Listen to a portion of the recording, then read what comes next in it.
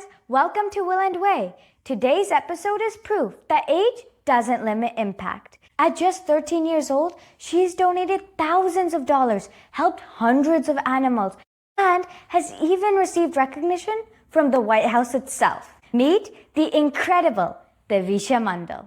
Divisha, welcome to Will and Way podcast. Thank you so much for coming. Thank you so much for having me.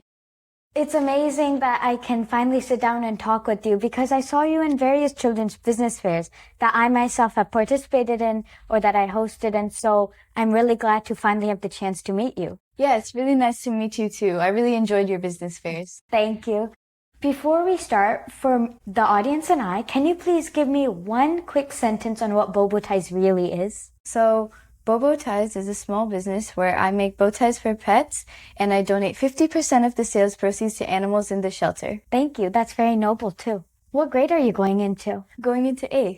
Are you excited? I'm very excited.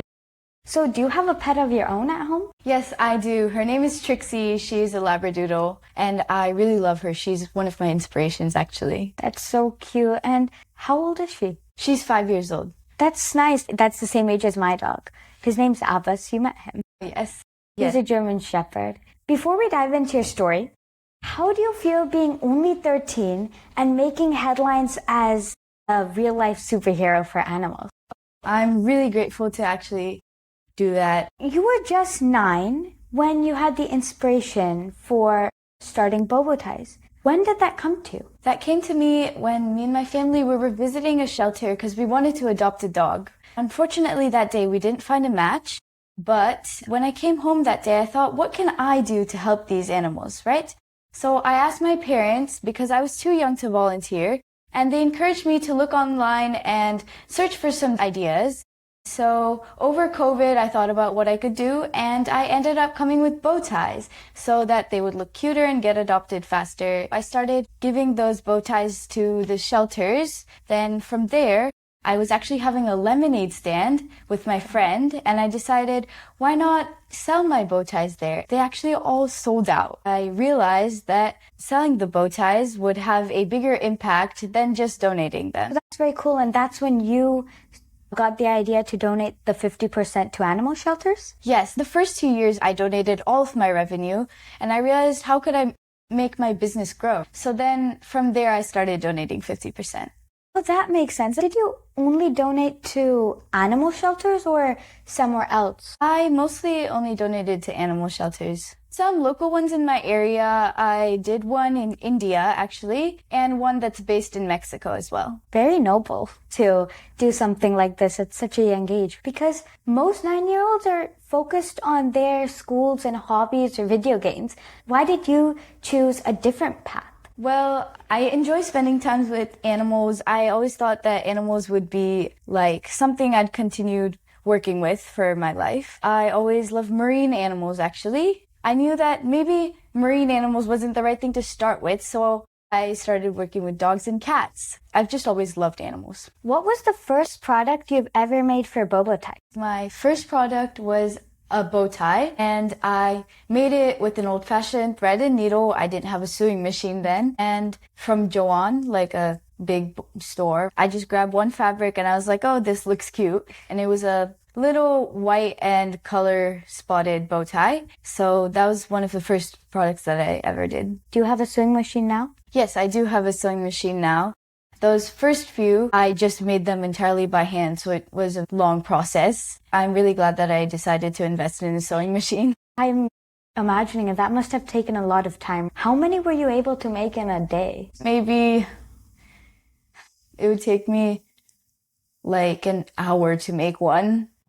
How do you make the bow tie? I take the fabric and I measure it and cut it out to the right angles and sizes.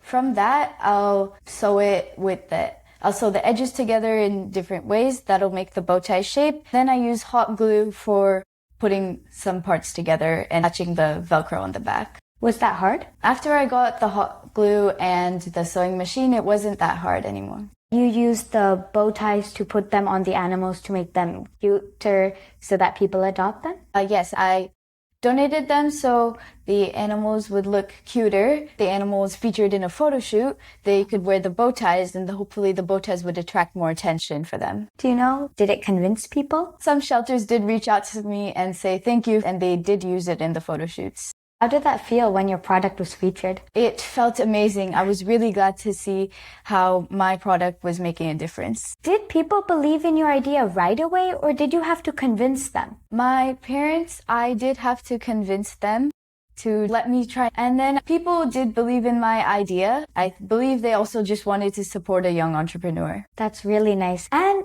of course, it must be so hard. How do you balance school, your bow ties, music, gymnastics, and all the other things you do as hobbies or fun? I try to keep my school hobbies and classes in the weekdays and plan on the weekends, but often it doesn't go to plan, right? It actually does get a bit hectic before big business fairs or if I have a really big order, and I'll be staying up really late at night and waking up really early just to finish some things.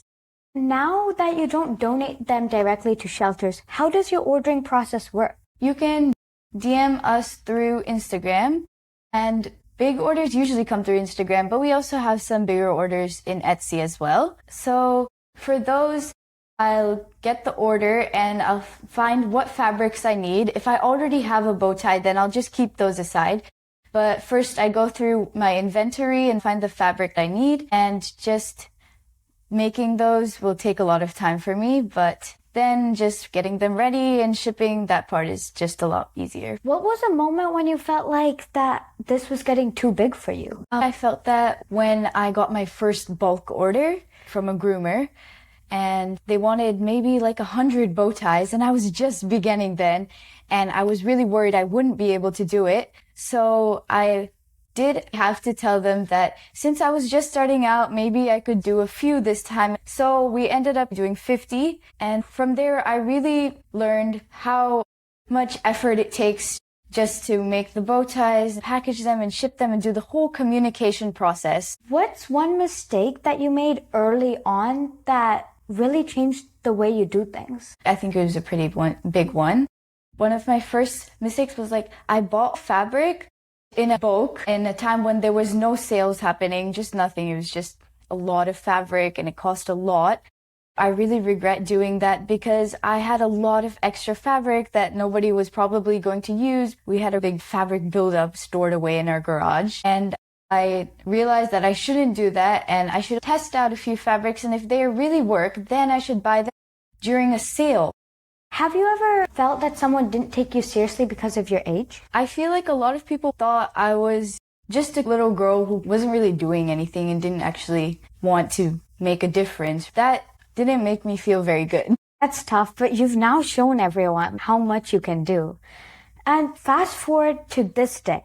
You've donated over $7,500 and even microchipped 60 dogs.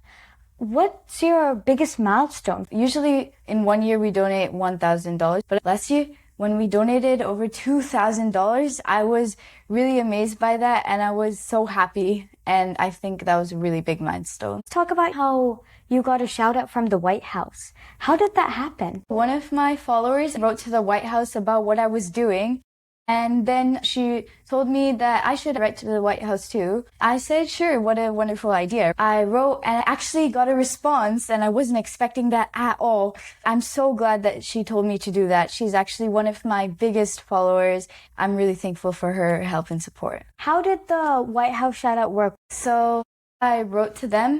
I sent the letter, and I actually sent a couple of bow ties because the president actually has a few dogs, and he was the first president to rescue a dog. So I sent the letter, and I didn't think there would actually be a response, and I got a response signed by the president as a letter.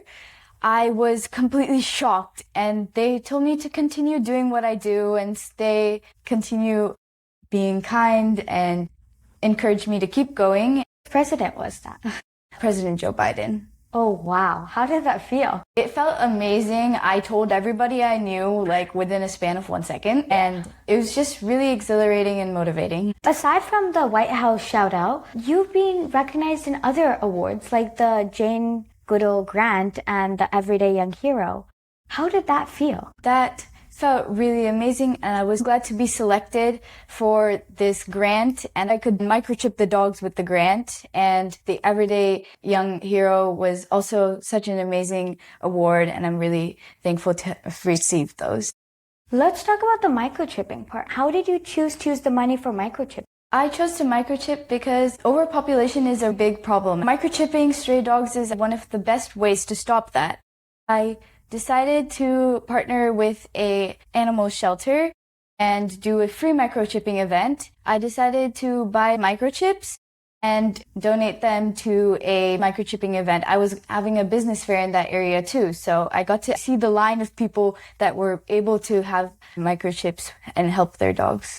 And I was able to speak to the people who were actually microchipping the pets, and it was great to see how that was working out. Interested to know, what fair had all the pet support? It was Bothell Pet Fair, actually. This was my first time going there, and it was nice to see how all businesses and shelters work together. After that moment, did you feel even stronger that other dogs should get more help? Yes, I definitely felt that they all deserve to have a wonderful life. How many shelters have you been to? I've been to 18 shelters. Throughout your entire process of Bobo Ties, who has been your biggest supporter so far? Some of my biggest supporters have definitely been my parents.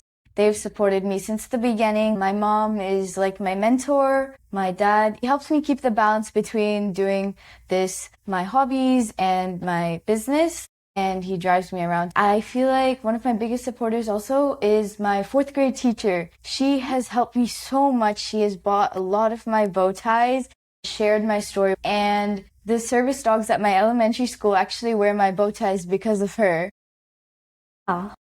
And I'd also like to say the entire pet community that supports me, I owe almost all of this to them because they're the ones who buy my bow ties and share my story. How does the community help keep bow ties alive? Sharing my story is the biggest thing that they can do, right? They support me every time I try something new and take a new step in my business.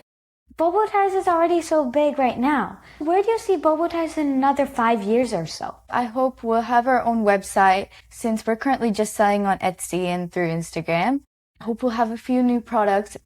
Do you have in mind? I'm designing some kind of clothes that they can wear, maybe some kind of jacket or vest. And there's this dream that I had as a kid, like a kind of tail band, so that when they wag their tail would look a lot more fun. Let's say you had unlimited resources. What would be the first biggest project you would do? I would create a line of little stuffed animals like dogs and cats, and each one would have a story connected to it of a real sheltered dog or cat. I think that would increase people's knowledge on the adoption process and what shelters are actually like. I hope that would create a bigger impact for people who just want to know more. Of all these shelter dogs that you visited, which one hit home like hard? Like you felt this dog has had such a difficult life and you would really like to help? There is this dog. Never actually got to really meet her, but I've heard her story online, and she was being fostered by one of my followers. She was such a sweet dog and really deserved a home. She was going through some training because she was a little bit aggressive to people, and so she got euthanized, unfortunately. That motivated me to keep going because I don't want any other shelter dogs to be euthanized. That is so true. When I was young, there was a time when I also thought that it would be so nice if shelters don't do that. And I created this project about transitioning other dogs, cats, and all the animals from shelter to shelter so they don't run out of time, and having others train them. And so I really understand where you're going because you don't want any dog or a cat or any animal you want the opportunities, right? I think that's a really amazing idea that you had. Thank you. I never actually got through with that. Now that's really amazing how people are understanding this and shelters are popping up to help support all the animals. Yes, I find that really amazing too, that people are realizing and protesting against killing. Coming to your hobbies now. Can you share like a few of your hobbies? I do gymnastics and I play the saxophone. I love sewing and reading And I also really like sketching as well. Do you think about combining any of your hobbies into another project? Yes, I have had a couple of ideas, and none of them have really come to life yet. But sketching and sewing, since I really enjoyed those, I'm glad I was able to turn this into a business. Yeah, that's where businesses always start, right? From the roots, from our passions. So for the young people watching, if they wanted to start something too to help, what advice would you give to them? I would say if you have an idea, figure out what your first step is. If they wanted to help shelter animals, they can figure out to make something for the dogs and cats, or if they want to make something and donate the proceeds to the dogs and cats, just figure out your first step and go for it. That's so true. If someone thought they were too young to start something, what advice would you give them? You're never too young to start something. If you have a passion, definitely do it. Someone heard your story. What is one key takeaway you want them to remember? Believe in yourself. Even if there are people who doubt you, don't listen to them. I started it when I was 9 and I'm still continuing it, and now I'm 13. Before we end, let's start with our Will and Way rapid fire round. I'll ask you 7 questions. Are you ready? Mm-hmm. So, cats or dogs? Dogs. First word that comes to your mind when I say animals? My dog, Trixie. Gymnastics or saxophone? Saxophone. Favorite animal in the world? Shark. If you could have one animal superpower, what would it be? To be able to communicate with them. One person you dream of collaborating with? Doug the pug.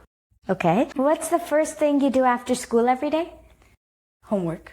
Okay, that wraps up our conversation. Thank you so much for coming and giving me your time today. It was amazing to have you. Of course. Thank you for having me, and it was really nice to meet you. You too. Thank you. Thank you so much for inspiring us today. To everyone watching, if Divisha can do it at age 9, what's your excuse? Together, let's make an impact on the world.